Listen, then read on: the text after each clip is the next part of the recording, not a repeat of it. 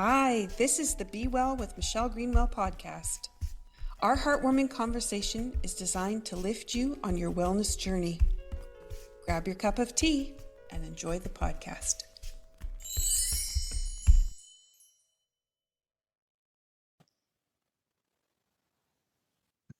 Welcome to Be Well with Dr. Michelle Greenwell, where we're going to explore the connection between movement, mindfulness, and meaningful living today through a special episode about post-traumatic stress disorder, or PTSD. And we're going to look at how it lives in the body, the mind, the emotions, and how we can begin to move towards healing and reconnection. I am joined today by the incredible Faust Ruggiero, an award-winning author and one of the most interviewed self-help experts in the world, whose upcoming book, the Fix Your PTSD Handbook, offers a practical and empowering understanding of trauma and recovery. So welcome today. Oh, thanks so much for inviting me, Michelle. It's a pleasure to be spending time with you. I'm just going to give a little bit of background about PTSD from the 5-element wheel perspective, and that's an area that we'll be spending a lot of time this season exploring what that means. And so before we dive into some of the concepts that Faust is working with, I just wanted to shine a light this way. So PTSD isn't simply a memory. It is a physiological and energetic imprint, and it occurs when the body does not return to balance after a traumatic event. The nervous system remains in a heightened state, often reliving the experience through flashbacks, anxiety, emotional overwhelm, freezing in the body. And from 5-element perspective, we can see how the trauma affects the whole system. And that's what I want to shine a light on today, as you see some of the other topics we explore in season 6. So water element, which is the kidneys and the bladder, that holds fear and survival instincts, and trauma can deplete this reserve, leaving us feeling unsafe and exhausted. And a lot of people notice that as anxiety or fear. Then we have the wood element for the liver and the gallbladder, governs flow and direction, and trauma may create frustration, anger, or a sense of being stuck. And when we have those kinds of almost outbursts, then you know that's where the challenge might be sitting. We're looking at the fire element. We have the heart and the small intestine. And this is where joy, connection, and spirit lives. And PTSD can disrupt this, leading to the anxiety, disconnection, or emotional volatility that I described already. If we look at the earth element, we have spleen and stomach. And that's where we have grounding and nourishment. And trauma may create overthinking, worry, or difficulty feeling supported. It may show up as indigestion, some cramping, and this is a way for you to notice. In the metal element, we have lungs and large intestine, letting go and grief. And trauma often anchors unresolved grief and making releasing difficult. When we view PTSD through this lens, we see that healing is not just about the mind. It's not what we can overcome or overpower. It is about restoring flow across all the systems. Before we dive into all the incredible richness that Faust is going to bring to our conversation, we need to have a cup of tea. We need to find out what herbs we can look at today. And we invite you, the listener, for your healing session while you listen, to either bring some water to you that you can infuse with what we're going to talk about here with intentions. And maybe you have your own cup of tea or a cup of coffee, but a little time to sit back, relax, and listen. So Faust, what have you got in your cup today? Michelle, I am a tea drinker, and it's always herbal tea. And it's, depending on where my body is that day, then the various herbs go in. But I always start my day with a light green tea, not much in the way of caffeine, chamomile, and spearmint.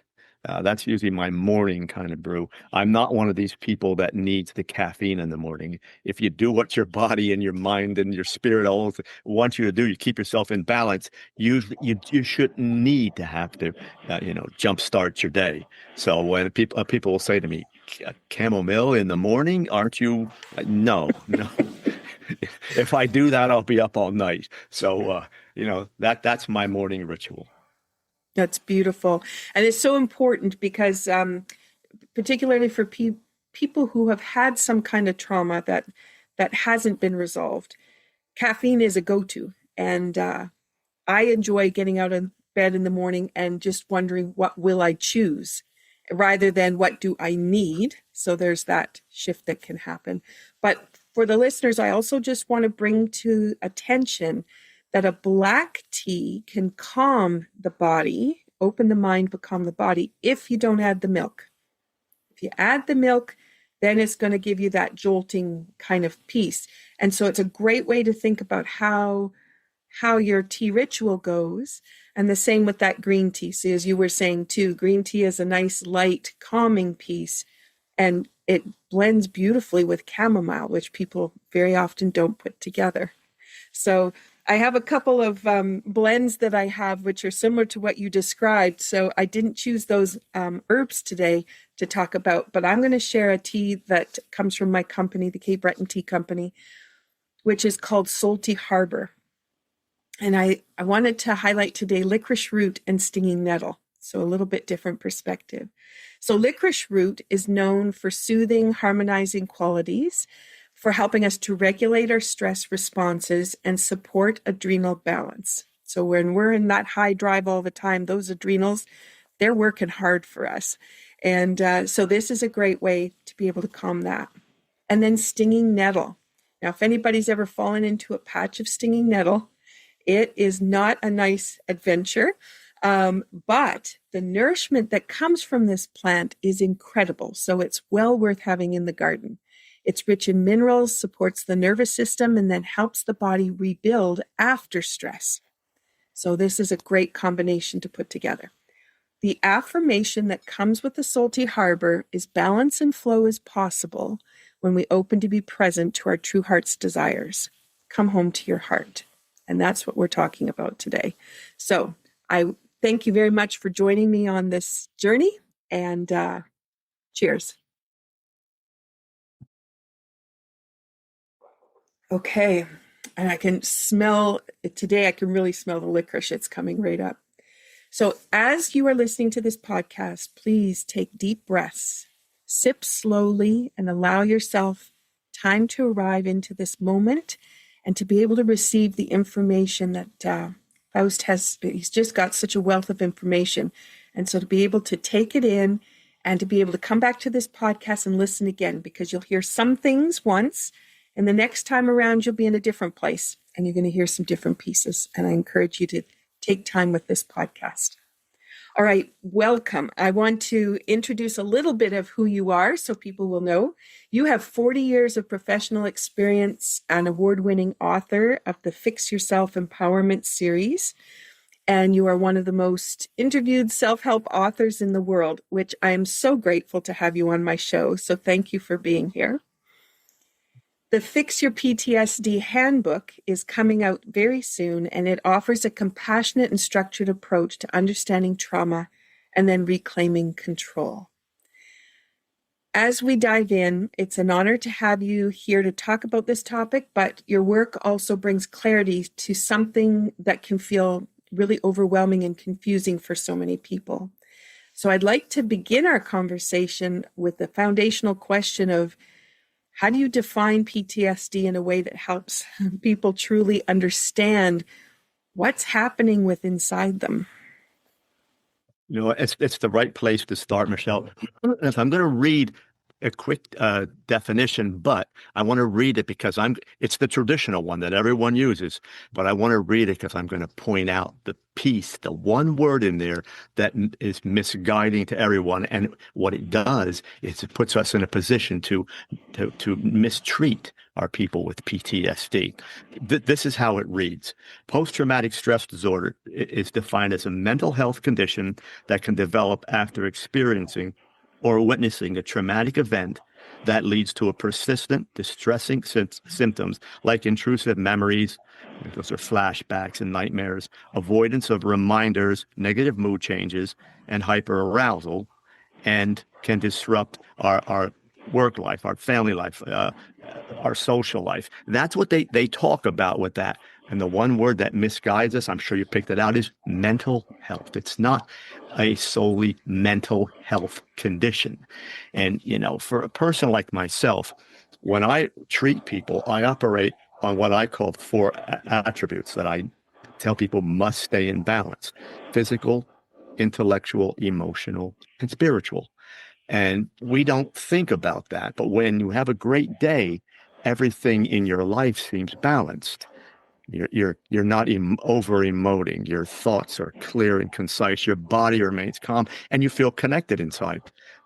When we experience trauma and PTSD, there's like an implosion on the inside, which affects every part of our body. You went through all the concepts before. It affects all the various body parts. And we have to finally get to the point that we understand that our brain and our body are the same. They're connected. They work together. So you can't have a mental health condition without having an all body condition. I like that's a great way to put it. I love that. It's when people too, when they try to solve things, they would try to solve it from the same place. And Mhm. so I appreciate then that when we're leaving the mind, and where are we going to go, and how do we get to that physical space, and how do those emotions come into there? All of that's working as one. So can you share what actually happens internally when trauma's not resolved? What does that Sure. feel like? You know, when we talk about trauma, uh, there are two key elements. One is trauma hits. We witness something, something happens to us, someone does something to us, and we work through that, and our body goes back to baseline. Maybe it takes a day or a week or whatever, but we go back. And then there's the second type of trauma, which for some reason we can't reset. The emotions wrap around it. The mind keeps replaying it. The body goes into hyperarousal mode, and we just can't seem to get past that. The first type of trauma we all get. People will say, "No, I've never been traumatized," and I say, "Yes, you have. Of course, you have." It may be something very small, maybe something a little longer. You don't think it was trauma because you got through it. That's trauma that you were able to reset on. The second type is the one that can lead to PTSD. That's where the body, the mind, the spirit, the emotions don't reset. And what they do is it's almost like someone says, here's trauma, carry on and make this part of your life. And we go do it. But we can't stop it. That's the key. We can't stop it. Hmm. Exactly. And I'm just trying to think of people who try to think about, I'll do it by the willpower. My brain should be able to handle that. And from the inside, brain and body work differently than we think. And they do, and they work synergistically. They're connected. And when people come to me and they say this trauma happened or whatever's going on in their life, I say, how do you feel physically? Because I always go physical first. Mhm. When we do that, then we take the concept, the focus, if you will, off the mind, and my mind must work through this, because if you can't calm your body down, you're not going to realize you're doing things with your mind that keep the body accelerated. You're focused. So again, it's important to know that you don't want your mind to work against your body. And when you're forcing yourself to try to do something, to try to think through something, and your emotions are wrapped around it, and you can't put those aside, you're actually accelerating all those body processes. That fight or flight response then stays constant, and then you're accelerated, and now you're pressing to solve a problem that that you can't. Your mind's just not going to make it go away. It's just not going to happen. Hmm. Hmm. Now, you've outlined 5 distinct types of PTSD in your book, and I think it would be helpful for our audience to see maybe if they're thinking they have had some traumatic experience that might be stuck, how they might fit within these. Do you want to walk us through those 5 types? Yeah, well, there are actually three types. PTSD, like trauma, in the early stages, if it's treated, you know, it's much easier to deal with. What we look at are the three types that are concerned us. Are the first one is what we call uncomplicated PTSD, and what it really is one something hits, one item hits. I got bullied at school. I'm going through a horrible divorce. It's one thing. And then we can focus on that one thing. It may connect, it almost always does, to other past things. That's the other fallacy. Well, it's just that one thing. Well, the timeline doesn't stop and then gets filed away somewhere. It keeps on going. So it connects with that. So even uncomplicated, even one traumatic experience can connect throughout a person's body and mind and emotions. The second type is what's called complex PTSD. That's when there can be several things happening, two or more. I'm in a bad marriage and I'm getting abused, but my father abused me, and when I went to school, they did that to me too. And then I was in this horrible car accident, and maybe I lost a very close friend. A lot of things happening. So that complex PTSD is a whole different animal. Now we have to unwrap that and look at all the individual traumas and how they connect to each other. And the last one they call comorbid. Let me say that again. Comorbid personality. And what it really is, trauma is what it really is it's something with mental health already established. So now I'm a person who has high anxiety. I have a bipolar condition. I have some depression, and now trauma hits me and PTSD starts. I've already got the foundation for a horrible situation, and my mental health will come and deal and complicate this. When we treat people, we look for that. Is there just one item? And were you experiencing difficulty before? Are there two? And again, were you experiencing some difficulties? Are you already seeing a psychiatrist? Are you already into huge mental health concerns? Well, we want to look at that because that's, again, a whole different animal. Mm-hmm. Mm-hmm. And I'm just thinking about how people try to package things. I guess that's the way I was trying to figure out how to say it. And they've already packaged it and put it away, thinking they're done with it. And what you're saying is we're never really done. It's just a matter of what comes up that signals that part that's been packaged away to come back again. And you might not recognize it's come back because you didn't know you packaged it away, but that it does bring itself in and supports complicates what's going forward. It does. I call these the undercurrents. They're in our life all the time. If something happened to you, you were traumatized early, you went to counseling, you worked through it. Any good counselor will say, we're going to pull that cure word out of it. We didn't cure you of this. We helped you develop a position in your life where now it doesn't bother you anymore. You learn from it. Coping devices are there. You may even become, wiser about how you live your life. But if something happens and connects to it, just one little piece, it's like a string that pulls it back up to the top. And here we are again. That doesn't mean it comes back full force. It just means that there may be a part of this that you didn't unpackage before. And now that's the vulnerable part that's going to come up again. So you may just have to go back and tweak it a little bit. But it can be the type of thing that makes the PTSD you're experiencing now that much worse. And I'm just thinking about how we sometimes describe it as peeling the onion. Mm-hmm. There are so many layers. And I just want for the listeners to think about it. Doesn't necessarily mean you've gone right back to the beginning, because if you've worked through many, many layers, it's just a layer.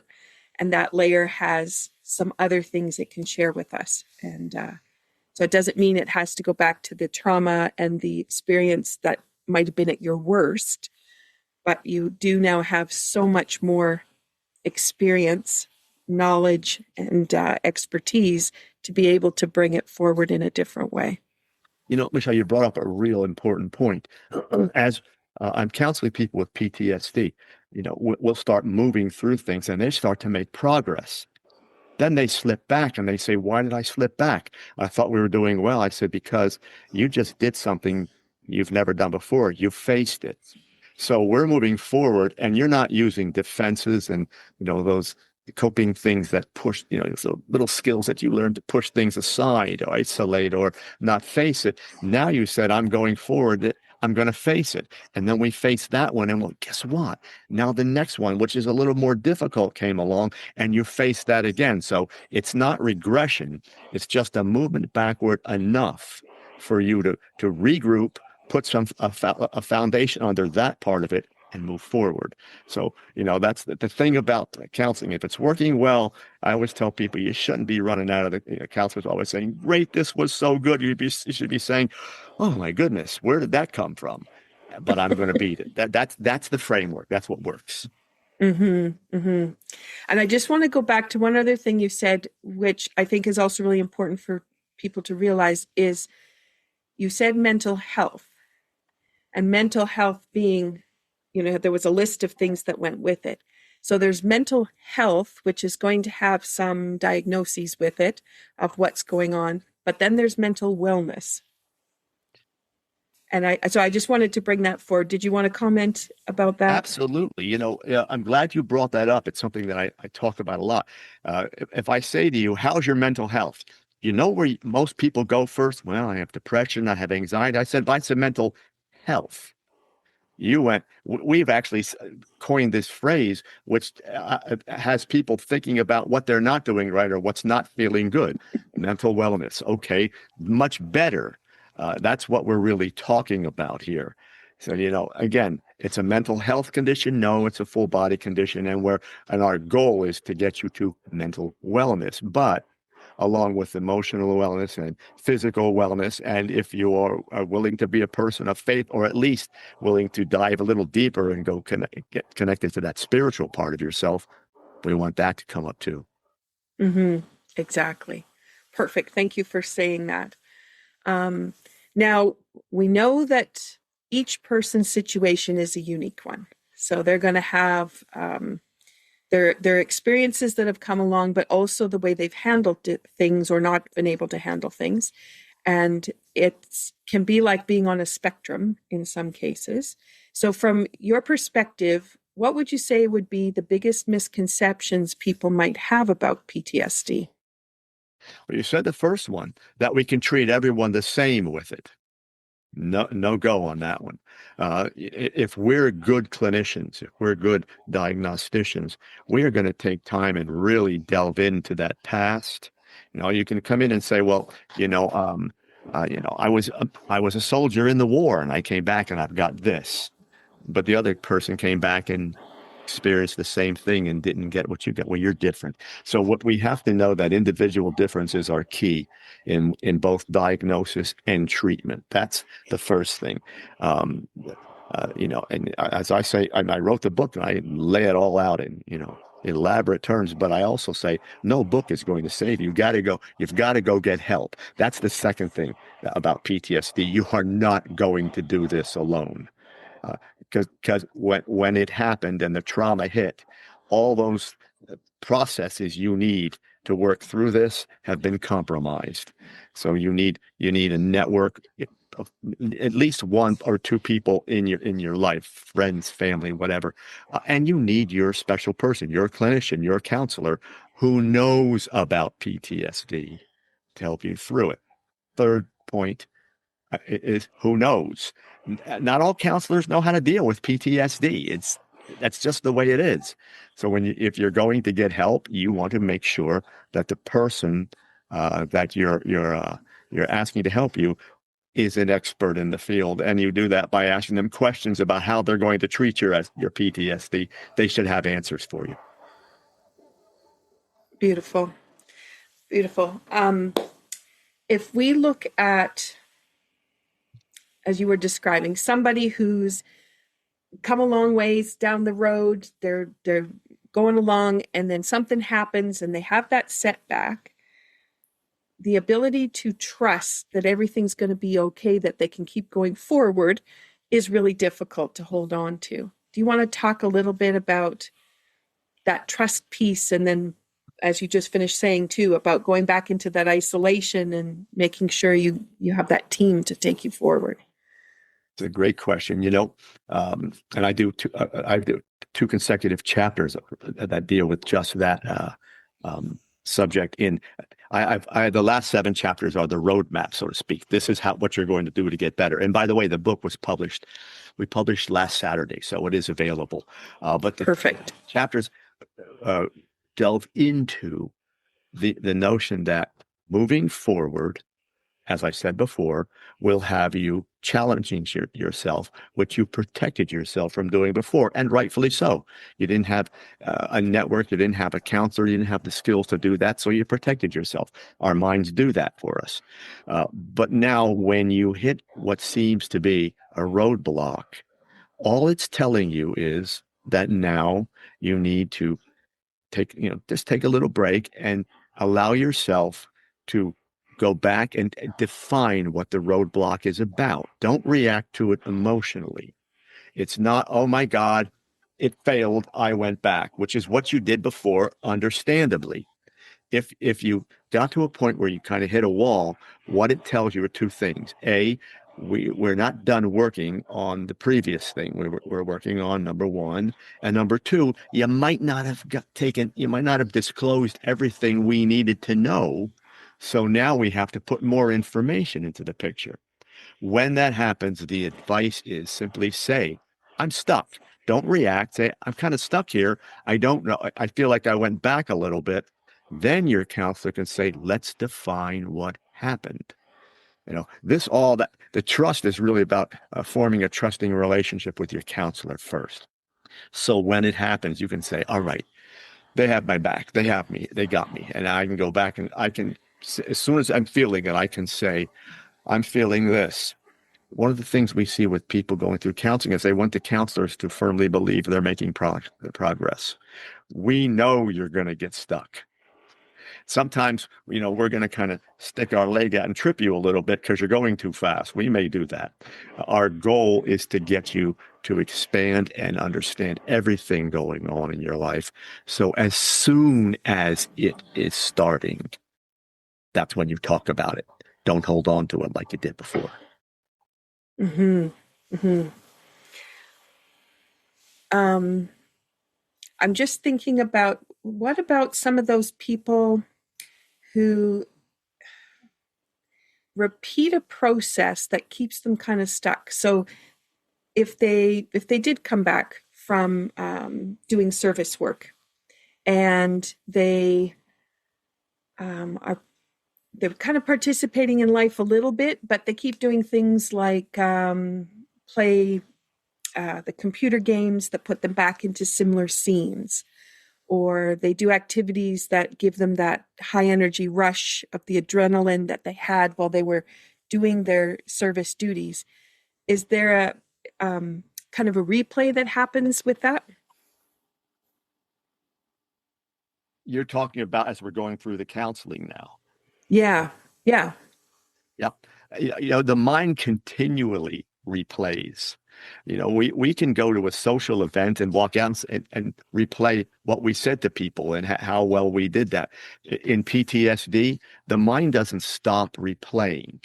What we want to do is disconnect all the negative energy. That's what we want to do, or as much of it as we can. So it's going to replay. We just want to change the movie, if you will. We want to change what the mind is seeing, and also help the person to say, when it starts to replay, we want to give them the skills and the power to say, I can stop this. It's going back. Here's what happens. And as I'm sure our mind is a continuous learning machine for us, and it continues to process and reprocess, but it doesn't forget. It doesn't. Okay, we process that, see you around. We'll go over here.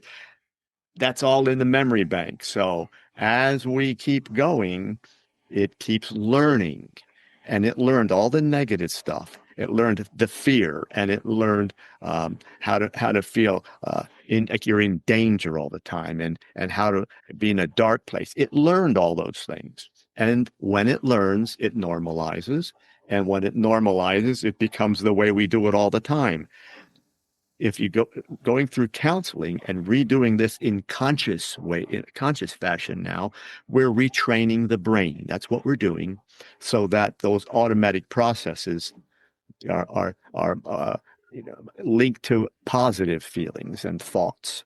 That's what we're doing. So when it goes back, all you're saying is, okay, went back to the old book. I got to get in the new book.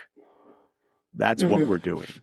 It's a normal process. Again, and I always tell people, they say, I can't do this. And I say, well, let me offer you the proof. You did it once, but you did it with the negative stuff. That means your brain's learning. So if you did it that way, absolutely, you can do it with new information. That's all we're giving you, new information, new skills. I love that. That's a great way to rephrase.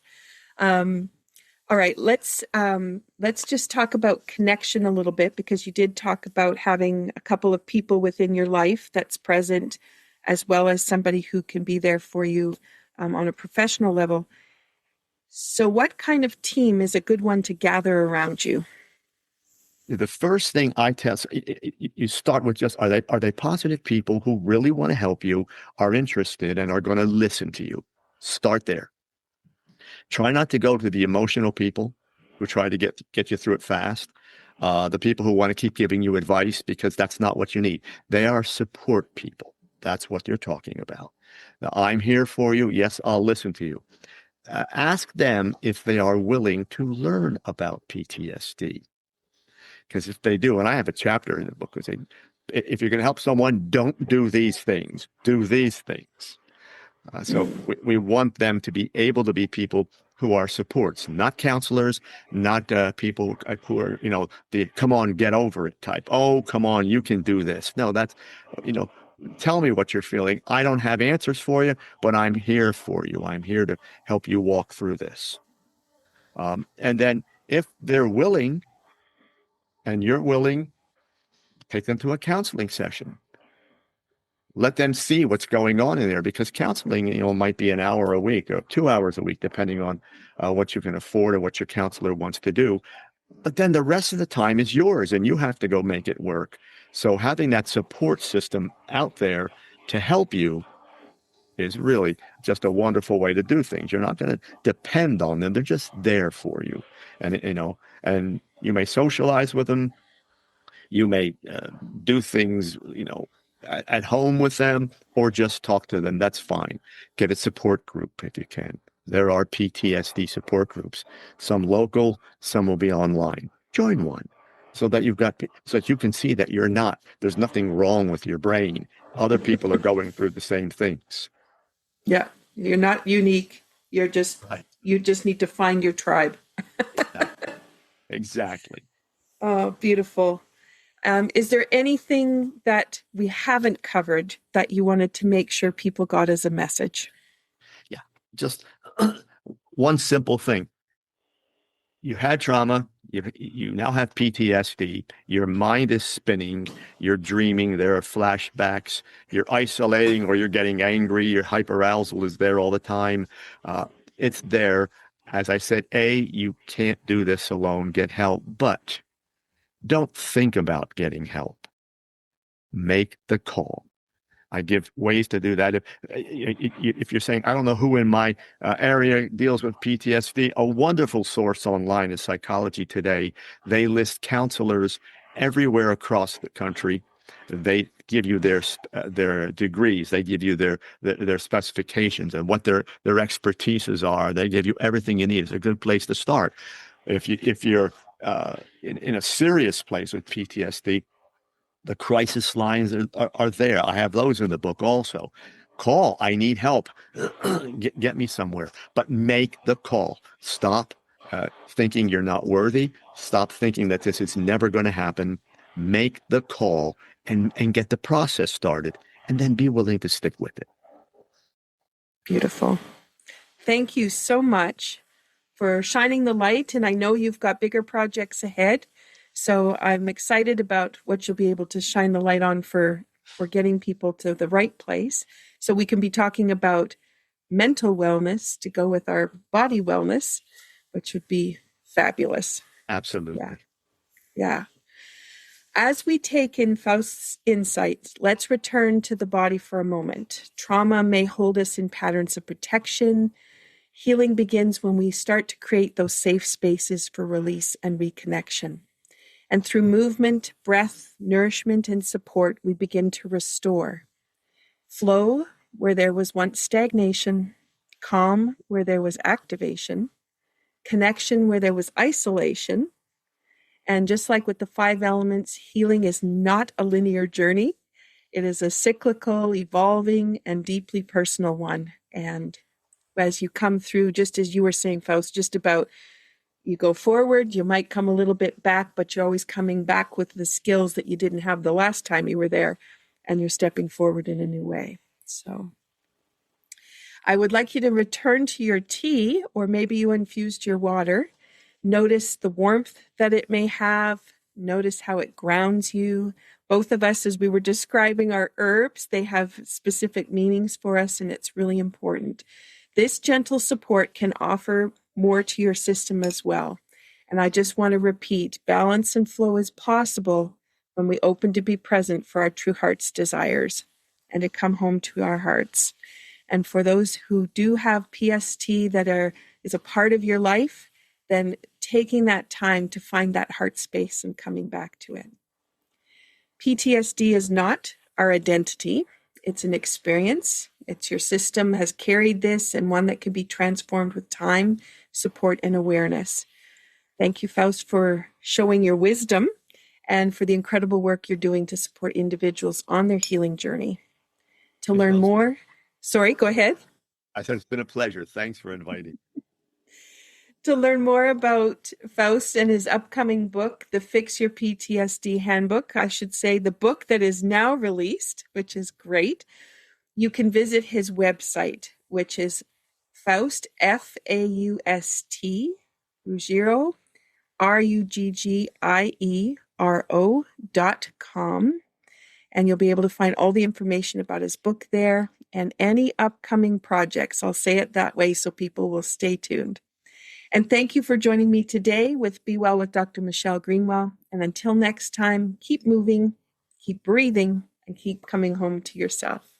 Thanks so much.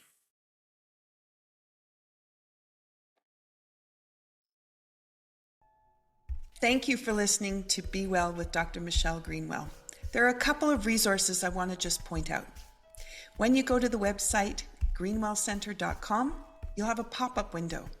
That pop-up gives you the top 8 easy stress releasers that you can use every day.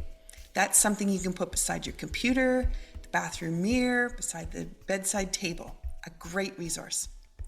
Also, my YouTube channel. It is full of playlists with all kinds of different ways that you can activate energy and bring vitality into your day.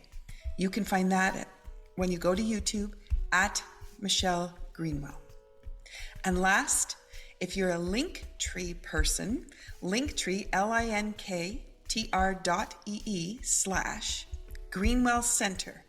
That has all my resources in one spot. Those are for intricate little things that you can't get everywhere.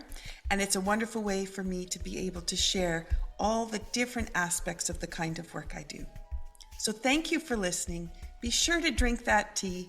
And if you want to have the tea blend that was shared in the podcast today, then be sure to check out capebretontea.ca.